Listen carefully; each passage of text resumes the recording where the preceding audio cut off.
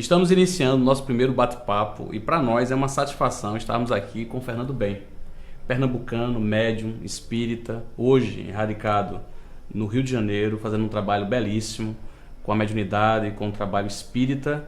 E nós vamos começar aqui um bate-papo importante para tirar dúvidas, porque as pessoas hoje que conhecem Fernando Bem querem saber, Fernando, sobre você, sobre sua vida, como a mediunidade começou, o que implica isso na vida das pessoas, principalmente com as cartas consoladoras e a atividade mediúnica, exemplo de obras mediúnicas que você vem recebendo.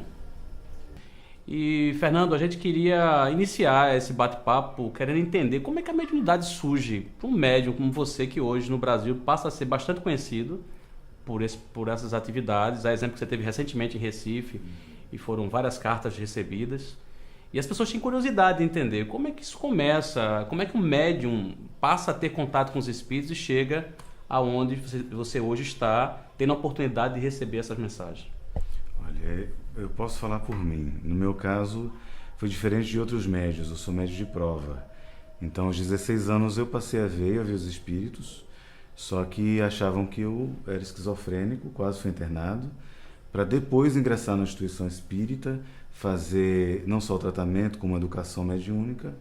Então, eu não sei, o que eu poderia sintetizar assim, eu comecei, Deus, vamos dizer, colocou isso na minha vida.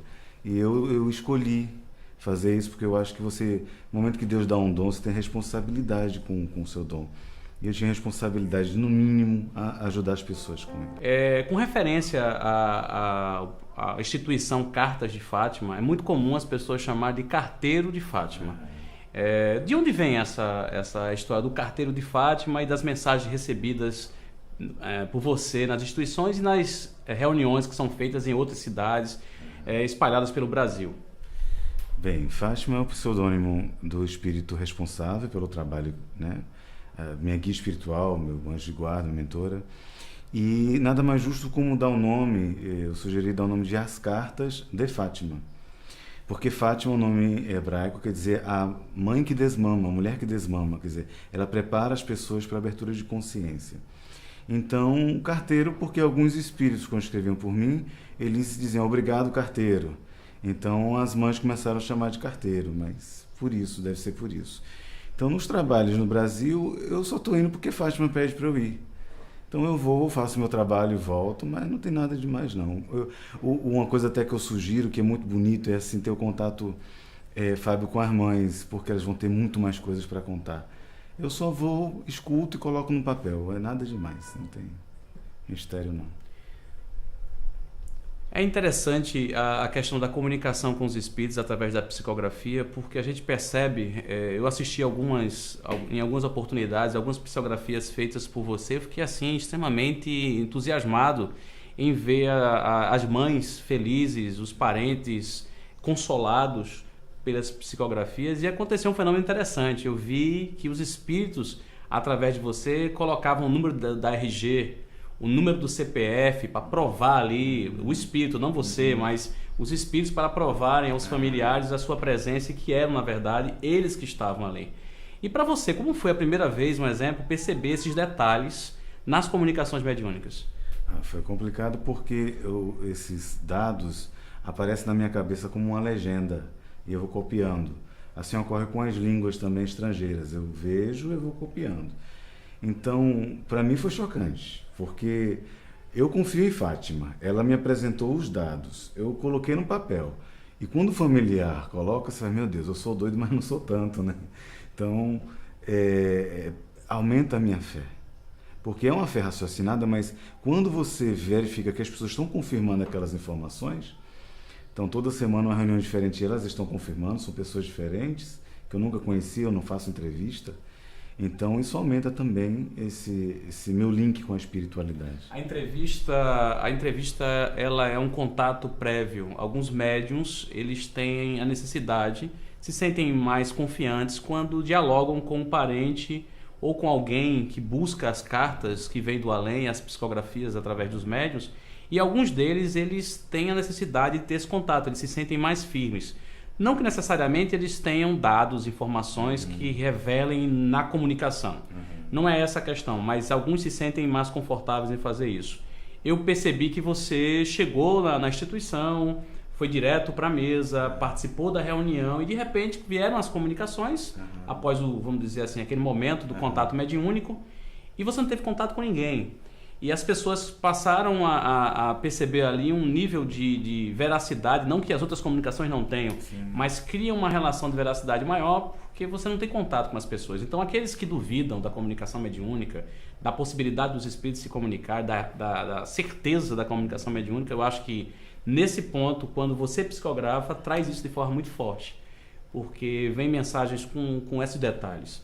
Mas assim, eu queria lhe fazer uma pergunta que eu acho que é uma pergunta interessante, que muitas pessoas têm vontade de fazer os médiuns, porque vocês convivem, você particularmente convive muito com o contato mediúnico, mas me conta uma história dessas tantas que você já passou no Brasil, nas cidades por onde você passa, onde você é chamado, onde Fátima permite que você diga, vá até lá e faça esse trabalho da psicografia e da carta consoladora. Me conta uma história assim que você pudesse revelar que lhe chamou mais atenção, que mais lhe impactou emocionalmente, não sei, que você se sentiu assim bastante motivado em continuar com o trabalho que você realiza e se sentindo feliz pelo que está fazendo. Antes, se você me permitir, sobre a questão da entrevista, realmente todos são médiuns muito sérios, fazem um trabalho maravilhoso, mas eu acho que é para mim mesmo. Porque se uma pessoa me chama de charlatão, de que eu estou fraudando, mentindo, mas se eu não tive contato e ver a informação, então eu sei que ele não sabe o que ele está falando. Então eu perdoo e foi mais para eu relaxar. Se isso ajuda as pessoas, que bom. Sobre a história, eu participei de uma psicografia em Joinville, mês passado, e me emocionou muito, porque a moça, foi um caso que repercutiu lá em Joinville. A moça, ela saiu com o rapaz para dividir o táxi e eles pararam em algum local, só que ele pegou ela à força, ele estuprou, matou e esquartejou. E aí todo mundo começou a dizer que ela era uma menina que não prestava porque se juntou com esse rapaz, ela que consentiu. Então foi uma repercussão muito grande, os pais sofrendo muito. Foram em outras reuniões, os pais viram como é que era, criaram credibilidade, né? Pediram a Deus. Nessa última reunião ela escreveu.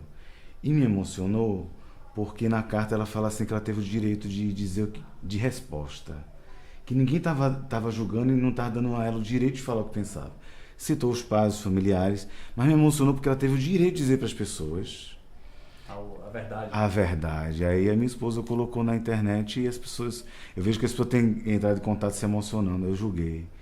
Me desculpa, já está orando para ela pedindo desculpa, tá um movimento diferente. Então é muito bom saber que, mesmo depois de desencarnado, o espírito tem a possibilidade de voltar e dizer, olha, isso é ou não é verdade, né? Uma outra questão importante que as pessoas ficam querendo saber, porque imagine, você está hoje no Rio de Janeiro. Você reside no Rio de Janeiro, trabalha no Rio de Janeiro, você não vive da mediunidade, que é muito importante para quem não é espírita entender isso, que todo o trabalho é feito com gratuidade e com respeito que tem que se ter a essa tarefa. Mas você hoje reside no Rio de Janeiro, faz um trabalho na instituição Cartas de Fátima. Eu tenho certeza que agora quem está nos ouvindo deve estar pensando, como é que eu faço para entrar em contato, né? Como é que eu faço para conhecer esse projeto, essa instituição?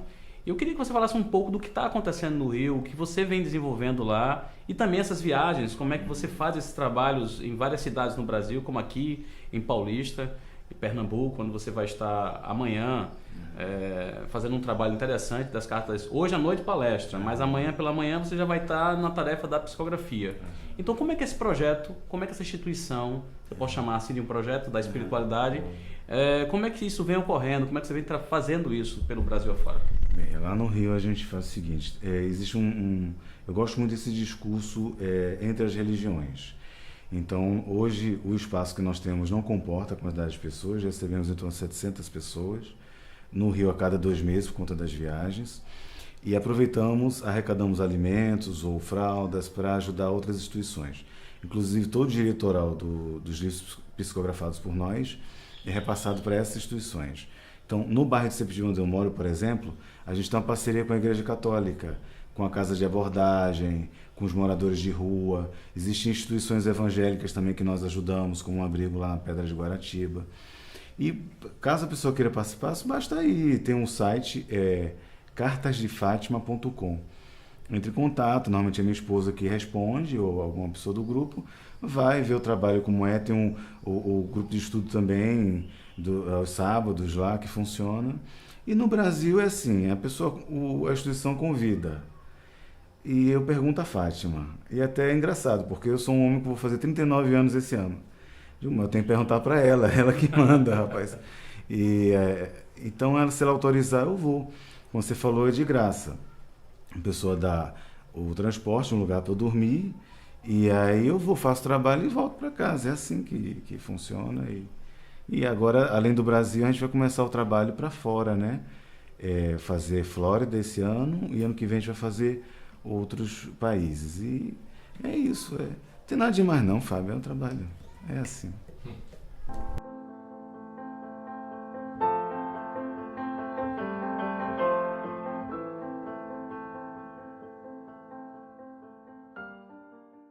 Então, uma outra coisa importante com referência à mediunidade e à psicografia dentro da lógica das cartas que vêm do além e que consolam as pessoas, a mediunidade também é uma grande oportunidade de trazer informações de forma literária. E você está com um livro novo, que é O Céu de Beatriz. E esse é um livro bastante interessante, porque na verdade é um livro que, para mim, em particular, ele me remete a um assunto bem contemporâneo. Porque você tem aqui a questão da criança, vítima da violência, a criança que volta ao mundo espiritual, uma família desorganizada e todo o embaraço e todas as relações espirituais a partir dessa história. E eu achei o livro fantástico. Mas eu queria ouvir de você, assim, o que foi esse livro? É um livro bem recente. O que é esse livro para você e o que Fátima, que é o espírito autor, né, desse romance, o que é que ela trouxe em termos de respostas? E o que é que esse livro é hoje para você, como uma obra importante para falar sobre esse assunto? E principalmente o assunto que há um exemplo de pesquisas no mundo mostram que a maior dor que alguém pode sentir emocional é a separação pela morte de um filho. Então isso tem uma força muito grande. Quantas pessoas não estão nos ouvindo e tiveram crianças que desencarnaram na sua família e sofrem muito com isso? Então eu queria que você falasse um pouco sobre essa obra, que eu acho que ela é importante nesse momento, nessa entrevista.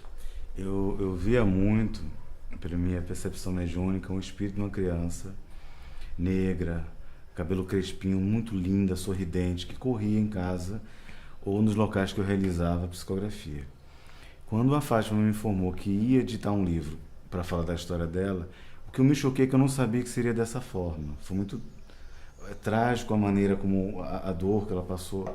Mas a Fátima tem um jeito tão simples de contar as histórias, porque o público maior que vai até as reuniões, pelo que pareça, nem é espírita, são católicos, evangélicos, são ateu, tem tudo. Então ela colocou uma proposta para todo mundo ler aquilo e ter uma visão melhor, porque assim, no final, acho que o mais forte é quando ela pergunta: este é o céu de Beatriz, depois que ela conta a história toda. Qual é o seu céu? A maneira dela dizer, o fato dela ter perdoado, como ela encarou a dificuldade, mesmo desencarnando, como ela lidou com isso. O que me impactou foi isso. E também, se você me permitir, quando eu recebia, a Fátima mostrava as imagens. Então, muitas vezes eu terminava chorando, minha esposa perguntando o que era, ou eu sorrindo e ela querendo saber o que era também, porque eu estava sorrindo, porque eu me envolvia com aquilo. Então, todo mundo que está lendo está gostando muito. Minha opinião não é muito importante, não. Mas o pessoal que está lendo está gostando, eu acho que tem ajudado muita gente pela forma como eles têm relatado depois que termina de ler o livro. Eu acho fantástico. O que eu acho fantástico é a forma de falar sobre a questão do desencarne de crianças. Porque, por muito tempo, as pessoas imaginavam que a criança, ela, por ser criança, não ser um espírito antigo, imediatamente ia para o mundo espiritual maior, ou essa criança iria para o céu, independente de outras crenças.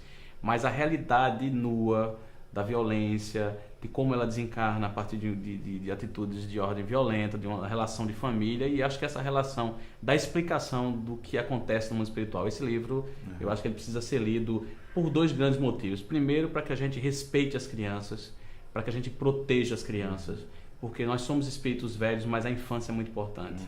E a outra questão é o consolo para os pais que cronologicamente imaginam que vão primeiro do que os filhos. Essa é a ideia cronológica da morte. E o livro fala disso muito bem. Então eu acho assim uma grande oportunidade. Mas a gente queria encerrar essa entrevista com uma coisa que eu acho que é muito importante, que é o consolo. Primeiro, antes de você falar sobre essa questão do consolo das cartas, como as pessoas se sentem a partir de receber uma mensagem de um parente que já desencarnou, tem muita gente que está nos vendo agora que talvez não tenha contato com você, não tenha oportunidade de ter contato com um médium, de receber uma psicografia. Que mensagem nós podemos passar para essas pessoas que talvez não tenham oportunidade de ver o fenômeno mediúnico, mas que possam encontrar de outra forma esse consolo, essa paz, a partir da separação da dita morte, né? A morte que não existe, mas que para as pessoas, na grande maioria, não conseguem ainda compreender. E a outra questão é como você encara a questão das cartas consoladoras, porque assim, desde o início, a sua mediunidade começou com as cartas? E depois, com as cartas, qual foi a sua sensação em saber que as pessoas estavam sendo consoladas? Então, seria responder como você se sente diante dessa oportunidade de poder ajudar a consolar e que mensagem deixar para que as pessoas possam refletir sobre a questão da espiritualidade, da vida contínua e de entender esse fenômeno chamado morte no nosso cotidiano. Fábio, eu vejo assim, eu percebo, a minha esposa fez um cálculo que por ano está em média entre 400 e 500 cartas que eu entrego pessoas que eu nunca conheci. O que eu percebo é que o link para ver essa comunicação é o amor. Eu sou o menos importante, eu sou um estranho. O médium é um estranho. Então é o espírito desencarnado falando para um estranho para encontrar aquela pessoa. Então, com certeza, se o link é o amor, a mãe, o pai, tem muito mais condições de entender o seu filho do que eu. É porque talvez pela dor esteja tão preocupado e não esteja em condições de captar isso. Mas que não se preocupe, Deus ele jamais seria injusto de permitir que o amor fosse interrompido. Então, se houver interesse, estudar as obras de Allan Kardec, porque ajuda a ter uma visão maior sobre isso e entender que o filho ele realiza sempre um meio de se comunicar com ela, independente de carta, independente da mediunidade propriamente dita. Então, continuar cultivando o amor. E se houver interesse, estudar, no meu caso, que me ajudou muito, eu sou espírita, as obras de Allan Kardec, porque dá a possibilidade de abrir, de perceber como é que funciona esse amor. Sobre as cartas psicografadas, a minha visão sobre o trabalho. Quando eu comecei, eu passei vendo e ouvindo e trabalhei com a psicofonia. O Palhano Júnior chama de praxia, porque não é só a voz, mas o movimento também do corpo. E em reuniões de desobsessão. Quer dizer, na prática, o que as pessoas conhecem comumente como incorporação. Quer dizer, você permitir que o espírito, a sua mediunidade permitir que o espírito se comunicasse verbalmente. Isso, né? Mas a gente sabe que não entra no corpo, claro. Não é como o gosto, né? Não. E aí eu me doava para espíritos que estavam sofridos, encarnados estavam ainda sofridos, como a gente fala que Pernambuco é aperreado, e eu me doava e um outro trabalhador conversava com eles. Era isso que eu trabalhava. E eu achava, na minha ignorância, que as cartas iam confundir a cabeça das pessoas e as pessoas ficarem dependentes daquilo e não ia ser uma terapêutica boa. Mas quando eu comecei, rapaz, que a primeira mãe que eu vi recebendo a carta que chorava, e ela era o filho dela. Eu sei que para muitos dizer, meu Deus, mas ela pegava a carta, abraçava e dizia, isso não é uma coisa boa. Meu Deus, Chico Xavier comentava isso. Eu não sei a frase agora, não sou bom disso, mas que mais impactante que perder um filho é saber que ele continua vivo. Então, quando ela percebeu ali, meu Deus, vinha CPF, vinha identidade, vinha endereço, vinha as coisas, é meu filho. E eu tenho uma história rapidinho de uma senhora que o filho dela usava drogas no Rio de Janeiro e estava mais de 10 anos desaparecido. Ela não sabia se enterrava, porque não sabia se estava morto, ou o que é que fazia. Você continuava a buscar, né? Oh, meu Deus. Aí o filho escreveu, só deu o nome dela, de uma irmã que ele gostava e do cachorrinho. Mas o jeito de falar, tudo era de ser meu filho. E ela estava acabada, assim, né, pela dor. Na outra reunião, Fábio, ela colocou um vestido floral, um negocinho aqui na bochecha, um batonzinho. Era outra mulher. Não que ela ia deixar de sofrer, mas ela enterrou o filho. E ela sabia que era isso, aí passou a orar para ele. Então, eu vi a força da terapêutica. Agora, Não adianta, não é qualquer médium. Eu passei quase 15 anos só exercitando e não me sinto pronto. Você tem que exercitar nos moldes de Allan Kardec, porque senão você não vai fazer um trabalho. Eu dou o seguinte exemplo. Se você vai fazer uma cirurgia do coração, você vai deixar que um curioso faça cirurgia? Não, tem que ser um médico que treinou, tem uma habilidosa.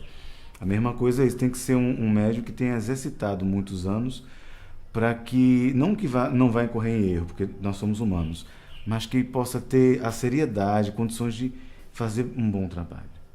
Então, é isso. Fernando, a gente só agradece assim, a tua presença, essa tua simplicidade de tratar a questão da mediunidade, essa tua humildade de se colocar diante do fenômeno mediúnico, que é assim que tem que ser o médium, né? Saber que ele é instrumento do processo, e para nós aqui é uma satisfação tê-lo, e espero outra oportunidade para que a gente possa continuar esse diálogo que tanto é esclarecedor para as pessoas que querem conhecer a doutrina espírita, mas também para aquelas pessoas que nesse momento procuram um alento, né? E assim, o canal que você tem no YouTube, o próprio cartasdefátima.com, e com certeza a oportunidade de ter informação quando encontra você numa reunião como essa de psicografia, quando lê o livro Céu de Beatriz, isso só consola, só ajuda as pessoas a estarem melhor, e ao mesmo tempo isso traz paz. Então, para a gente é uma satisfação. E nós agradecemos aqui a tua presença. Muito obrigado, Fábio. Eu que agradeço, porque a gente precisa muito um dos outros para a gente servir melhor, direitinho. Obrigado pela oportunidade.